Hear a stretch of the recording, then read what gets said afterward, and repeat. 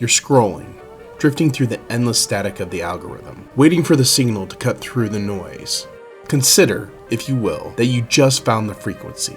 You've just stepped off the timeline of the everyday, into the space where the forgotten history and the hidden truths finally touch down. There's the story you know, and then there's the airspace we're about to enter. Check your coordinates, because you're heading towards the landing point. Welcome back, friends. Today's story, Caught in a Tight Space. She is a quiet woman living in West Texas. If you met her at the grocery store, you wouldn't look twice.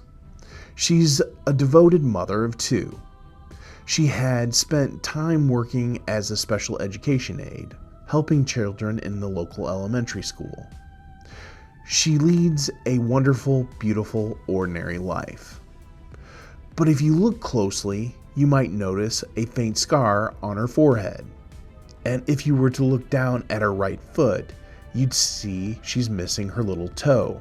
She will tell you she had a happy childhood, but she will also tell you that she has absolutely no memory of the most famous weekend of her life.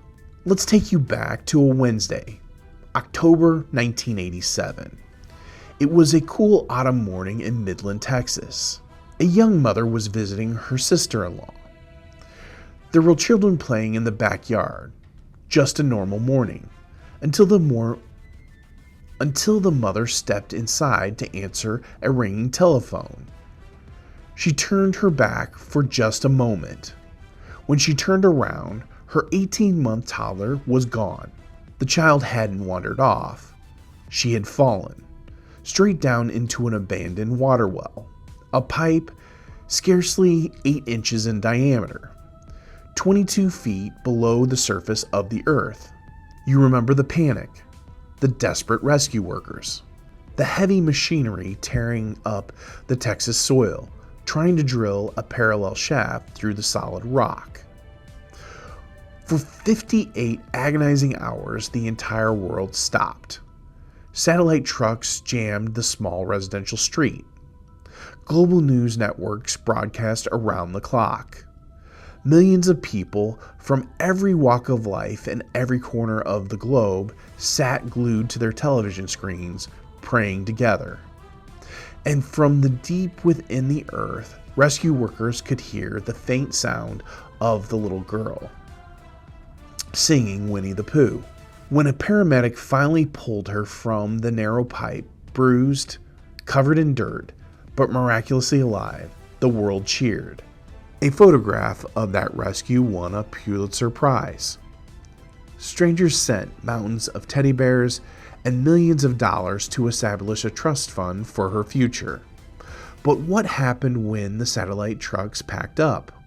What happened to the little girl whose face was on the cover of every magazine when she finally grows up?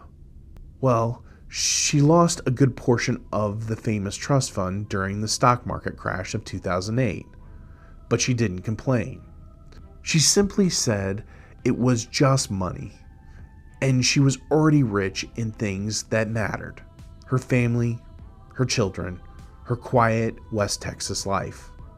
The little girl who united the world in a collective holding of breath chose not to be a celebrity. She chose to be a helper, a mother, and a survivor. The world knew her as Baby Jessica, but today, Jessica McClure is perfectly content being Jessica. And whether you realize it or not, this is The Landing Point. Viewers, thank you for watching today, The Landing Point. We really appreciate it. I'd like to take a moment to thank our sponsor, Roadrunner Real Estate. They are a full-service real estate company doing both commercial and residential real estate. They can help you buy, sell, or even lease your properties.